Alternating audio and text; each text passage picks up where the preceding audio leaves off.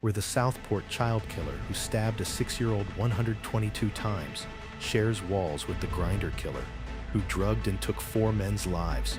This is HMP Belmarsh, and Britain's most dangerous prisoners. Axel Mugan wa Rudakubana was born on August 7, 2006 in Cardiff, Wales, to Rwandan-born evangelical Christian parents who had settled in the UK in 2002. The family later moved to Banks, a village in Lancashire. From early adolescence, Rudakubana showed signs that multiple agencies failed to act upon. Between 2019 and 2021, he was referred 3 times to Prevent, the government's anti-extremism program, after being found researching school shootings, uploading images of a foreign dictator, and browsing the London Bridge terrorist attack. Lancashire police responded to 5 calls from his home address.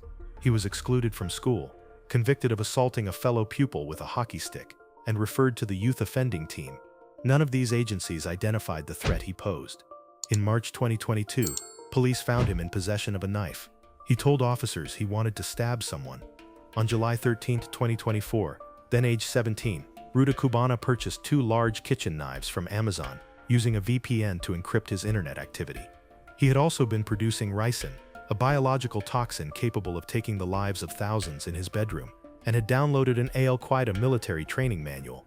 On the morning of July 29, 2024, he caught a taxi from Banks to the Hart Space on Hart Street, Southport, a community studio hosting a Taylor Swift-themed yoga and dance workshop. 26 children, mostly aged 6 to 11, were inside making friendship bracelets and singing. Rudakubana walked upstairs, and within 30 seconds began stabbing them without a word. He stabbed BB King, 6, at least 120 times. Elsie Stancomb, 7, suffered at least 85 stab wounds. Alice da Silva Aguiar, 9, was carried out of the building and died in hospital the following day after fighting for her life for 14 hours. 8 other children and 2 adults, dance instructor Leanne Lucas and businessman Jonathan Hayes, were also struck. Police found him standing silently over BB King's body, still holding the knife. When arrested, he told officers, "It's a good thing those children are dead. I'm glad." On January 20, 2025, Rudakubana pleaded guilty to all 16 charges on the first day of his trial: 3 counts of murder, 10 counts of attempted murder, production of a biological toxin, and possession of terrorist material. On January 23, 2025, Justice Julian Goose sentenced him to life imprisonment with a minimum term of 52 years at Liverpool Crown Court. He cannot receive a whole life order under English law due to his age at the time of the attack. The judge stated it was highly likely he would never be released. Rudakubana is currently held at HMP Belmarsh in London. Kyle Marcus Clifford was born on April 5, 1998, in Enfield, North London. He served in the British Army for approximately 3 years from 2019.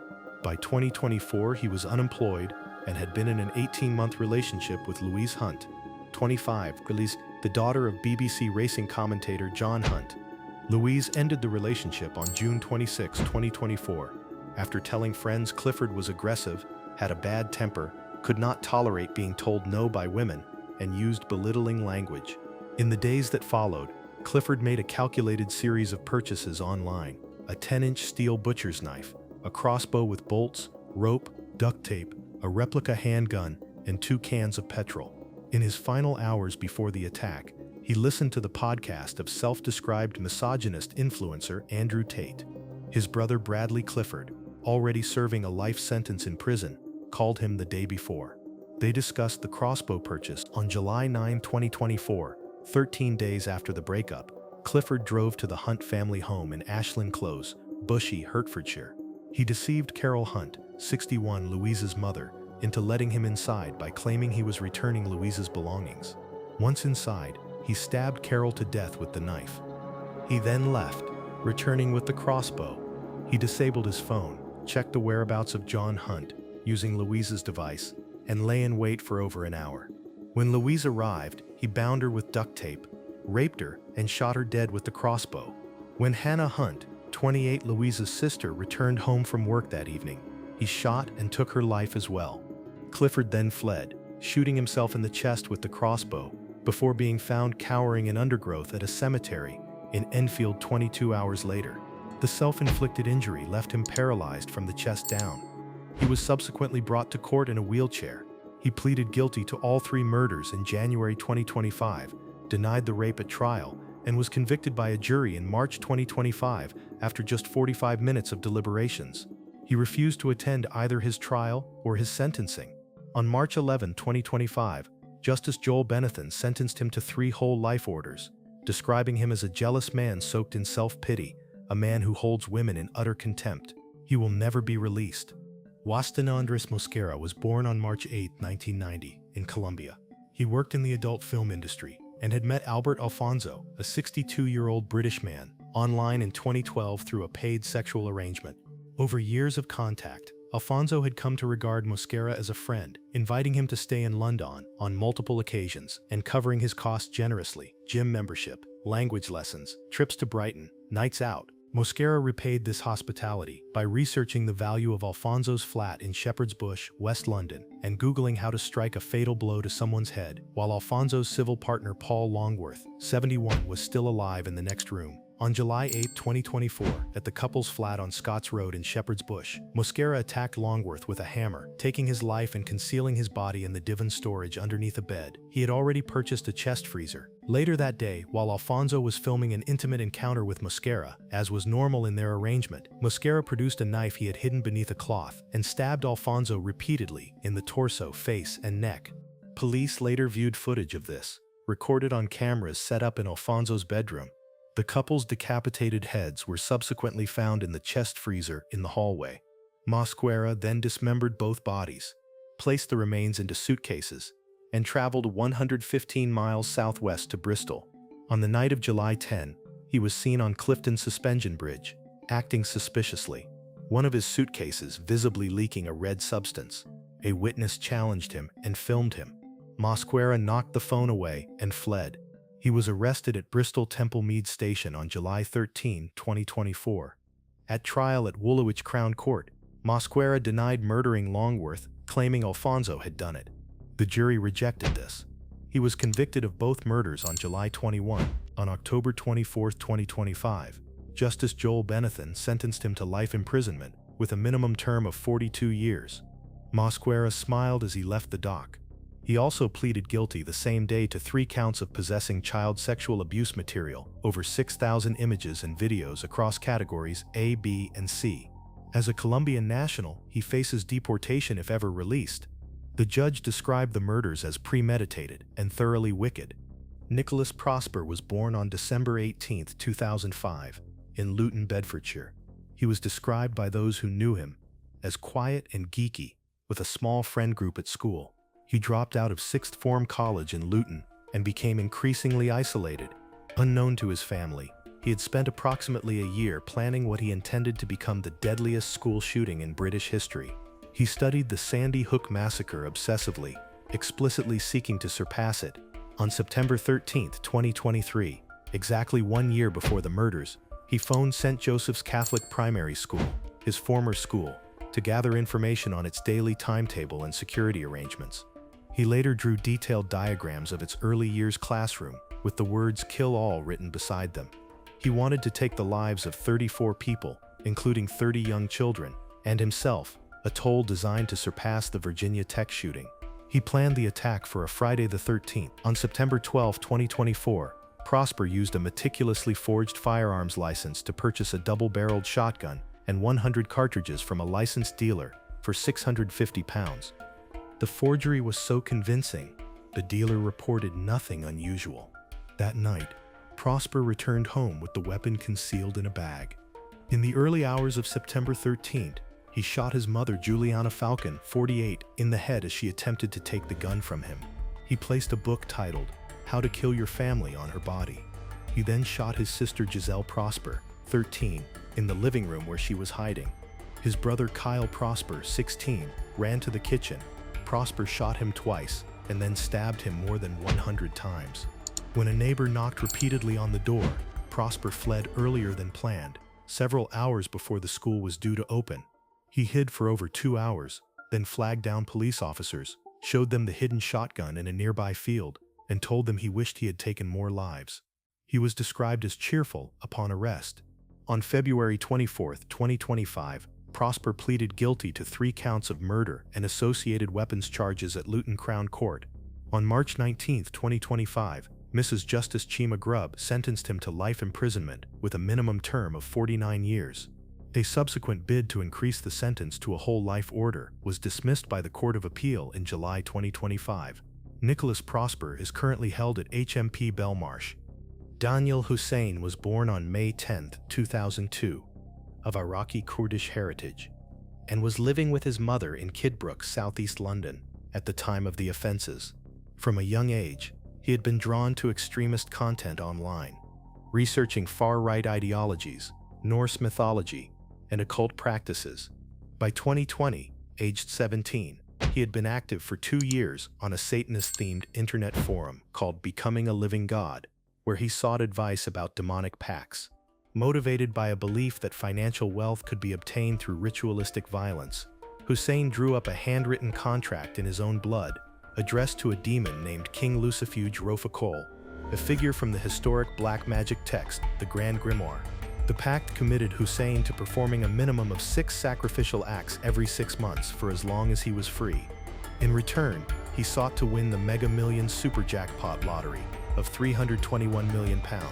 He signed it with his name in blood.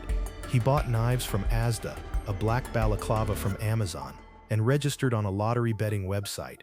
In the early hours of June 6, 2020, sisters Biba Henry, 46, and Nicole Smallman, 27, were celebrating Biba's birthday at a small gathering of friends in Friant Country Park, Wembley, North London. After the other guests had left, the 2 women remained alone, taking photographs together. Hussein had been watching from the darkness. He struck without warning, stabbing Biba Henry 8 times. Nicole Smallman fought back desperately and suffered 28 stab wounds before she was taken. Hussein dragged both bodies into undergrowth, where they lay undiscovered for 36 hours. During the attack, he cut his own hand, leaving his blood on both bodies. This DNA evidence ultimately led police to him. In his home, they found the blood pact, handwritten demon symbols, a book of spells, and losing lottery tickets. In the 10 days following the murders, Hussein spent £162.88 on lottery bets and won nothing. He was convicted of 2 counts of murder and possession of a knife at the Old Bailey on July 6, 2021, following a trial during which he denied all responsibility. On October 28, 2021, Mrs. Justice Whipple sentenced him to life imprisonment with a minimum term of 35 years. Daniel Hussein is held at HMP Belmarsh and will not be eligible for parole until July 2055. Stephen John Port was born on February 22, 1975, in Southend-on-Sea, Essex, and grew up in Dagenham, East London. He worked as a chef at a stagecoach bus depot in West Ham and lived alone in a flat on Cook Street, Barking. Port had a fixation on sex with unconscious young men, a preference he described as being for twinks. He met his victims through gay dating apps including Grindr, using fake profiles and false identities. He would invite men to his flat, secretly add lethal doses of the date rape drug GHB to their drinks, rape them while unconscious, and then panic when they failed to survive. He developed a pattern for what came next, dragging bodies outside and calling emergency services anonymously, or staging elaborate cover-ups. His first victim was Anthony Walgate, 23, a fashion student from Hull, who had come to London and occasionally worked as an escort. Port contacted him, posing as a client, in June 2014. Walgate came to the flat and died of a fatal GHB overdose. Port placed his body outside the front entrance and called an ambulance. Despite this, police found the death non-suspicious. Port was briefly jailed for lying to police, released and immediately reoffended. Gabriel Kavari, 22, a Slovakian man who had briefly lived with Port, was found dead in a nearby graveyard in August 2014. Daniel Whitworth, 21, a chef from Kent, was found in the same graveyard weeks later, with a forged suicide note in his pocket, written by Port to suggest Whitworth had accidentally taken Kavari's life. Jack Taylor, 25, a forklift driver from Dagenham, was murdered in September 2015, 3 months after Port's release. All 4 were disposed of within a mile of Port's flat. Despite the striking similarities, The Metropolitan Police failed to link the deaths for 15 months. Port was convicted of 22 offenses total: 4 murders, 4 rapes, multiple sexual assaults and druggings against 11 men. 7 survived their encounters with him. On November 23, 2016, he was found guilty at the Old Bailey. On November 25, 2016, Mr. Justice Openshaw sentenced Stephen Port to life imprisonment with a whole life order, meaning he will die in prison. Port is currently held at HMP Belmarsh. David James Copeland was born on May 15, 1976, in Hanworth, Hounslow, and grew up in Yateley, Hampshire.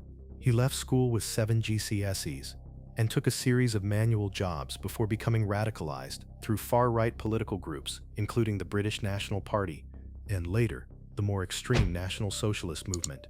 He had developed an obsession with Hitler, Nazism, and the concept of igniting a race war in Britain. Inspired by the 1996 Atlanta Olympics bombing, Copeland began purchasing fireworks, alarm clocks, nails, and other materials to construct homemade nail bombs. His targets were deliberate: London's Black, Bangladeshi, and LGBT+ communities. Over 3 consecutive weekends in April 1999, Copeland planted nail bombs packed with up to 1,500 4-inch nails each in public locations across London. The first detonated on April 17 in Electric Avenue, Brixton, a market area with a large black community, injuring 48 people, including a toddler. The second exploded on April 24 in Brick Lane, East London, the heart of the city's Bangladeshi community, injuring 13. The third and most catastrophic struck on April 30 in the Admiral Duncan pub on Old Compton Street, Soho, a landmark of London's gay scene. 3 people were taken: Andrea Dykes, 27, who was 4 months pregnant, her friend Nick Moore, 31, and John Light, 32. 79 others were wounded. 4 individuals lost limbs. The nails in Copeland's final device had been contaminated with the excrement of his pet rats. A CCTV image of the bomber was released to the public, and a colleague of Copeland's identified him. He was arrested on May 1, 1999, at his home in Cove, Farnborough, Hampshire. At trial, Copeland attempted to plead insanity. The jury rejected this. He was convicted on June 30, 2000, of 3 counts of murder and given 6 life sentences. The judge said it would probably never be safe to release him. In 2007, his minimum term was increased to 50 years under new legislation. Copeland will not be eligible for parole consideration until he is in his mid-70s at the earliest. He is currently held at HMP Franklin in Durham. Delroy Easton Grant was born on September 3, 1957, in Kingston, Jamaica. He moved to the United Kingdom as a child and later settled in southeast London. By the time of his arrest, he was registered as the full-time carer for his wife, Jennifer Edwards, who had multiple sclerosis and used a wheelchair. He also drove taxis at night, work that, across nearly 2 decades, provided him the cover and the hours to carry out one of the most prolonged and disturbing predatory crime series in Scotland Yard's history. Between October 1992 and May 2009, Grant broke into the homes of elderly individuals living alone across southeast London, Surrey, and Kent. His method was precise. He would gain entry through unlocked windows or by removing window panes entirely, using tools stolen from victims' garden sheds, cut the telephone wires, remove or disable light sources, then approach his victim in complete darkness, shining a torch in their face. His preferred individuals were in their 70s and 80s, many of them blind, deaf, or suffering from Alzheimer's or Parkinson's disease. A forensic psychologist later determined Grant was a gerontopile, sexually attracted to elderly individuals. He left Metropolitan Police investigators in possession of his DNA from at least 1999. But a series of errors, including checking the DNA against the wrong man with an identical name, allowed him to continue offending for a decade longer. At the time of his arrest, he was suspected of involvement in over 200 incidents. Police estimated the true number of individuals he targeted could exceed 1,000. He was arrested on November 14, 2009, when a plainclothes surveillance officer spotted him running to his car near a property that had just been entered in Shirley, Croydon. In the boot of his Vauxhall Zafira, a crowbar, spare clothing, gloves, and a hat. Grant was 53 years old. At Woolwich Crown Court on March 24, 2011, he was found guilty of all 29 charges against him, including rape, attempted rape, indecent assault, and burglary, covering 18 confirmed individuals across 17 years. He denied everything. Judge Peter Rook told him, "Your utter depravity knows no bounds." Delroy Grant was sentenced to 4 life sentences with a minimum term of 27 years. He remains at HMP Belmarsh. Karim Sadallah was born on August 25, 1994, in Libya, into an affluent middle-class family. He arrived in the United Kingdom in 2012 as an asylum seeker, claiming to be fleeing the civil war. He settled first in Manchester, then in Reading, Berkshire. What he concealed in his asylum application was a period of involvement with Ansar al-Sharia, a militia group associated with Islamic extremism, subsequently proscribed as a terrorist organization in the UK. Between 2013 and 2019, Sadallah was convicted of multiple offenses, including racially aggravated assault, possession of a bladed article, assault on an emergency worker, and a fray. He spat in the face of a female officer, calling her a slave, and spat at a judge following sentencing. He was released from HMP Bullingdon in Oxfordshire in June 2020, just 17 days before the attack. During his time in prison, he had actively sought out the company of Omar Brooks, a prominent radical preacher connected to the banned terrorist organization, El Muhajirun. Sadallah had been briefly known to MI5, but intelligence did not meet the threshold for investigation. 3 days before the attack, he visited Forbury Gardens in central Reading to carry out reconnaissance. He visited a website that resulted in an image of the Twin Towers being saved to his phone. He bought an 8-inch kitchen knife from a Morrison's supermarket specifically for the attack on the evening of Saturday, June 20, 2020. As the first COVID-19 lockdown restrictions had just eased, groups of people were relaxing in the sun in Forbury Gardens. Sadallah entered, and within approximately 1 minute, had struck 6 people: James Furlong, 36, a teacher, Joseph Ritchie Bennett, 39, and David Wales, 49, were each taken with a single thrust of the knife, so swift they had no time to react. 3 further individuals were seriously wounded. Sadallah shouted Allahu Akbar during the attack, and told police afterwards he had done it for the jihad. He was pursued by an off-duty police officer and arrested minutes later. A Muslim bystander who witnessed the arrest told him in Arabic, "You have nothing to do with Islam, bastard." On January 11, 2021, at the Old Bailey, Sadallah pleaded guilty to 3 counts of murder and 3 counts of attempted murder. He was sentenced that same day to a whole life order by Mr. Justice Sweeney, meaning he will never be released. He is currently serving his sentence in a high-security UK facility